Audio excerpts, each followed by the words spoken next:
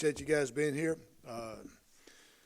Again, not going to talk much about last week other than just congratulate our players and coaches, our team again. It was a heck of a win.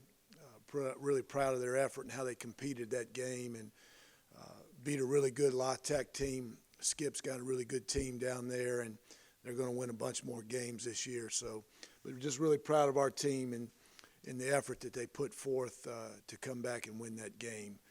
Moving on to North Texas this week, they're 2-2 now. They're in first place in the West in the conference, like us. So this is going to be a good matchup. They're coming off a big win on the road to beat Rice, and they had a come from behind win too. They were down 17-0. They're in the middle of the second quarter to force double overtime and win that thing at the end. So they're doing a really good job. They're really balanced on offense, pretty evenly between offense and passing and running the ball. They're pretty balanced there. So they got some good players. They moved a defensive back to wide receiver. It's given them some big play opportunities in the passing game. So they're really good there on offense. They're doing a good job defensively. A little bit different scheme from what they were last year. But they're doing a good job. They're about in the middle of the pack conference-wise in most statistical categories, and they're very sound in the kicking game. So this is going to be they take great pride in playing at home over the years, so this is going to be a great challenge for our guys going on the road, playing a night game at their stadium. We've got to prepare ourselves, for that. So, but looking forward to it. I like where we are as a team right now from a mental standpoint, and we just got to approach this week just like we did last week and prepare ourselves mentally to play another tough physical conference game. So I'll open it up to you guys. Coach, when you look at some of North Texas's past games, it looks like they've improved defensively. You mentioned they've, I think, have changed something schematically. Can you tell us a little bit about how they've improved defensively this year and what challenges they offer? Well, they're a little bit older defensively than they were last year when we played them. They're probably more of a three-man front, an odd front this year than past. They'll still play some four-man front, but mostly a three-man front. Looks like there are a lot of zone coverage, but that'll probably change against us. It seems like people are playing us a lot of man coverage this year because of where we're at from an injury standpoint. But we'll have to make that adjustment when we get to the game on Saturday. But they've got good players. Seth has done a good job, over there since he's been there the last 7 or 8, 9 months. So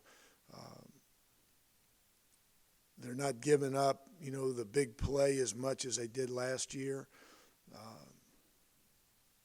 They're a more mature team, I think, because of the age that they have on their defense.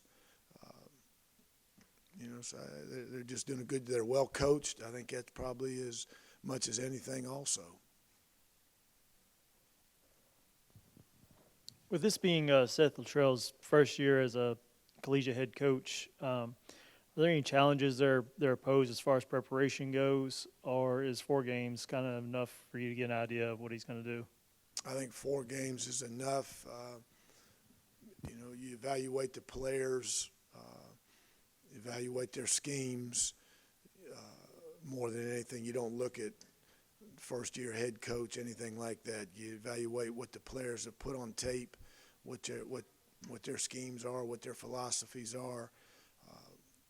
It's about us. We got to go out and play, man.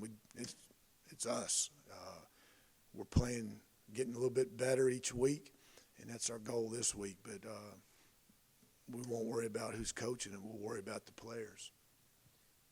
Their defense ranks, I think, 11th in the conference in rush defense. Are you guys going to have a more concerted effort in getting Itavius the ball early with his previous 2 weeks? No, sir. We'll go in with a plan, and we're not going to force anything. We're going to do what we do, and we'll adjust that plan accordingly. Throughout the game. with what we're having success with or we're not having success with. So, we'll have a good plan offensively, and that our players can digest and understand, and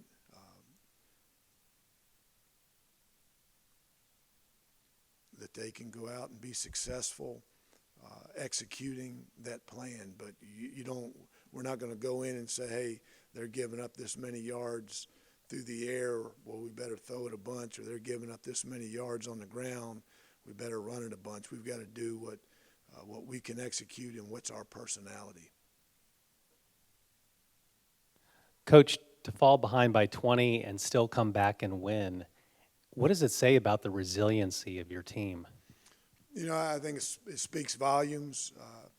I've always said that character and attitude and competitiveness is a lot more important to me than talent.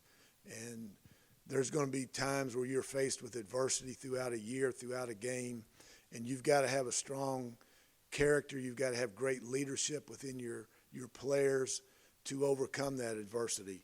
And, we were faced with a lot of adversity Saturday, getting down, 27-7 with 9 minutes left in the third quarter. And to have the mental toughness and the physical toughness to come back and keep playing and keep competing, play after play, score after score, is why I said after the game that, it was as satisfying a win that I've ever been a part of because of the competitive spirit that those guys played with throughout the game. So it speaks volumes for their character and their attitude. They're never give up spirit. I know you don't want to have to rely on that every week, but is that a teachable experience, one of those things that, this team can look at and say, hey, yeah, we can do that if we have to, but don't put yourself in that position if you don't have to either? I think it's always a sign of a really good team that has the ability to come from behind. It shows that, like I said, the character, the discipline of your team to be able to do that. And I think when you do have a come-from-behind win, especially like that, especially in the fourth quarter when you're down 7 or whatever it was, I guess it was 7, you're down 7 with, 2.5 minutes left, and you drive down and score to go up, by 4 now, that breeds confidence in the defense that, man, if we can get a stop, our offense can come back and score. And then the same thing, now you're up 4 points with a minute left, a minute and a half left, 2 minutes left, and your defense gets a stop. And now your offense says, hey, we can just score, our defense will get us off the field. So I think it works hand in hand. I think it breeds a lot of confidence within your team anytime you get a come-from-behind win. Coach, what does it mean to have players like Patrick Smith step up into roles with so many injuries this season? Well, one, I'm proud of him, and I think it's a great opportunity. Anytime people get hurt, it's always an opportunity for the next guy. And Patrick was going to play regardless of these injuries. His role has just increased because of the people we've lost at wide receiver. But Patrick had a good spring. He had a good summer. And I'm proud of him because everybody out there, everybody in that locker room, since they're a little kid, their dream was to play college football, and now he's one of the 110 guys that get to fulfill his dream of being able to play Division I college football, and, to have some success doing it also means that much more to him. And I'm just happy for him because he's a good person. He's worked hard. And like I've always said, I like people that have worked hard and do the right things. I'm always happy to see them have success and enjoy success. Prior to Tylee's touchdown at the end of the game the other night, Itavius had scored your team's previous 7 touchdowns dating back to the Bowling Green game. and doing it through the run and in the pass game. Have you been surprised at all of the contributions that Itavius has made in the passing game, in addition to what you knew he could do in the run game? I shouldn't, I'm not surprised, but I will say that I think Itavius's hands, his catch ability has improved since he got here a year and a half ago. You know, so he's worked really hard at it. He spent a lot of time catching balls, and so I think he's improved in that area. And again, just like I said about Pat, you know, I'm happy for him to enjoy this success that he's having, especially this being his last year, you know, as a college football player. But I think Itavius deserves, you know, a lot of credit on how hard he's worked since he's got here to become a complete back. And I think Itavius is a complete back. I think he is good with the ball in his hand. I think he's good in the passing game, and I think he's good when the ball's not in his hand when we ask him to block. So, again, I've said it a bunch, but I'm really proud of Itavius. Chip jogged my memory here a little bit. But the Ty Lee touchdown, where it was just an incredible effort, in a way, was that kind of like symbolic of the overall team effort of coming back in that 20-point deficit and winning? Yeah, you know, there was a lot of great individual plays, you know, throughout the course of that second half on both sides of the ball. You know, a lot of guys showed a lot of toughness, you know, converting third downs, you know, making stops, getting off the field defensively, continuing drives, making plays. And Ty was one of those guys, you know. I think 2 plays before that, he drops a ball. You know, we got an over route and might have been on first down. You know, he drops a ball.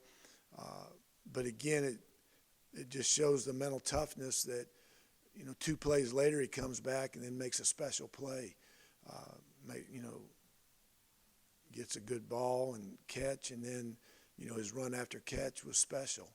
And so I think it did exemplify part of, you know, the effort that it took on part of this team to overcome that deficit. Coach, what was your biggest takeaway from Saturday as far as what needs to be improved on headed into North Texas, whether it be offense or defense? Well, offensively, we dropped way too many balls, you know, and they weren't, you know,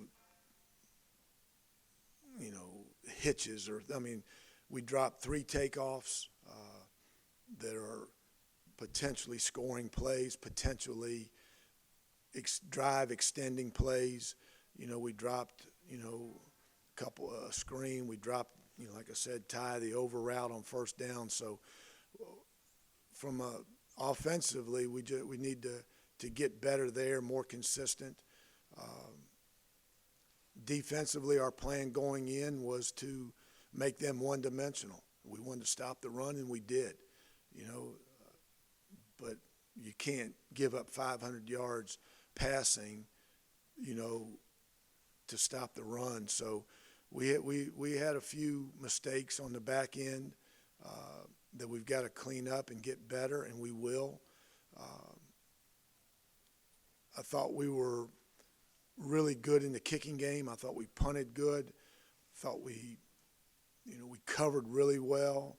We made our kicks. So I was really proud of the improvement that we made in the kicking game. So, you know, we've got to continue that. But, you know, offensively and defensively, I think those are 2 areas that stand out the most from Saturday's game. I appreciate you guys. Again, thanks for coming. It means a lot, and have a great week. Thank you.